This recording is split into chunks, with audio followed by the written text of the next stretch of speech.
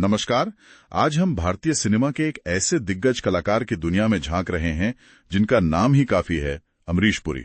हमारे पास एक Hindi podcast script है, अमरीश पुरी संघर्ष ते मोगेम्बो, जिसके कुछ हिस्सों से हम उनके सफर को गहराई से समझने की कोशिश करेंगे। हाँ, और अमरीश पुरी का नाम आते ही जाहिर है दिमाग में गूंजता है मोगेम्बो खुश हुआ। लेकिन ये स्क्रिप्ट जो है ये याद दिलाती है कि ये जो बुलंदी थी ये कोई एक दिन की बात नहीं थी। बिल्कुल नहीं। इसके पीछे तो दशकों का संघर्ष था, एक अटूट इरादा, और उसे जानना वाकई दिलचस्प है। हाँ बिल्कुल।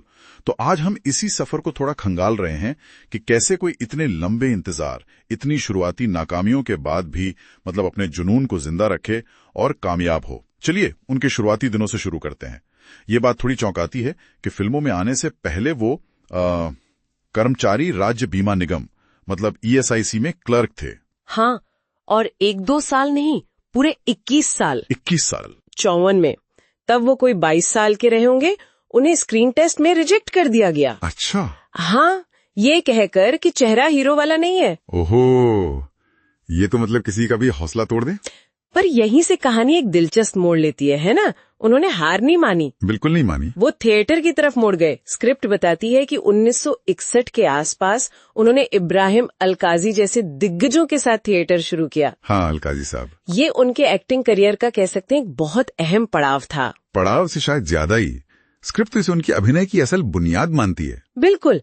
थिएटर ने उन्हें सिर्फ एक स्टेज नहीं दिया, आवाज का उतार चढ़ाव, डायलॉग डिलीवरी, बॉडी लैंग्वेज, वो जो पकड़ थी ना, वो थिएटर से ही आई। सही कहा। तो कह सकते हैं कि सिनेमा की जो रिजेक्शन थी उसने उन्हें एक अलग और शायद ज्यादा मजबूत रास्ते पर डाल दिया।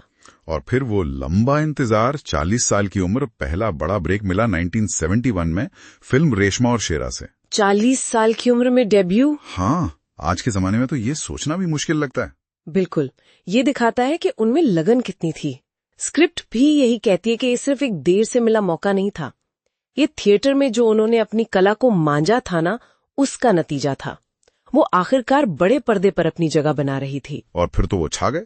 वो भारी आवाज, वो भेदती हुई आंखें, और स्क्रीन पर उनकी जो जबरदस्त मौजूदगी होती थी। हाँ, वो प्रेजेंस कमाल की थी। और उनके डायलॉग्स, मोगेम्बो खुश हुआ तो खैर आइकॉनिक है ही, लेकिन DDLJ का वो जासिम रंचा जिले अपनी जिंदगी, या फिर नगीना में वो गुस्सा, दगाबाज तूने मुझे धोखा दिया। हाँ, हर अंदाज यादगार। हर अंदाज। लेकिन स्क्रिप्ट एक और बात की तरफ इशारा करती है कि ये सिर्फ डायलॉग का कमाल नहीं था। उन्होंने बॉलीवुड में विलेन के रोल को खलनायकी को एक नया आयाम दिया। हाँ, ये बात तो है। वो सिर्फ बुरे नहीं लगते थे, उनके किरदारों में एक वजन होता था, एक गहराई होती थी। वो थिएटर वाली ट्रेनिंग काम आई। किरदार को कैसे जीना है वो उन्हें पता था। सही। और इसीलिए उनके विलन भी लोगों के जहन में बस गए। उन्होंने साबित किया कि विलन भी कहानी का उतना ही मजबूत पिलर हो सकता है जितना हीरो। उनकी पूरी कहानी ही अपने आप में एक प्रेरणा है। सोचिए, एक सरकारी नौकरी, स्टेबल लाइफ, शुरुआती रिजेक्शन, उसके बावजूद एक्टिंग का सपना जिंदा रखना। बिल्कुल।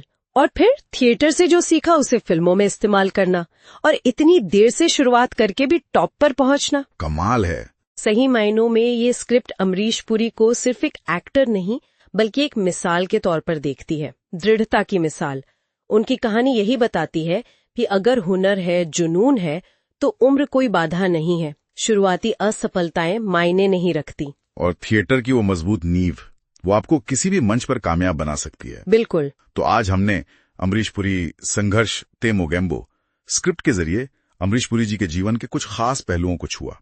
उनका वो लंबा संघर्ष, थिएटर का गहरा असर, देर से मिली कामयाबी, और उनकी वो कभी न मिटने वाली छाप। हाँ, और ये सब हमें सोचने पर मजबूर करता है कि क्या देर से मिली सफलता का स्वाद ज्यादा मीठा होता है, या ये बस इस बात का सबूत है कि सच्ची लगन और मेहनत किसी भी उम्र में रंग ला सकती है।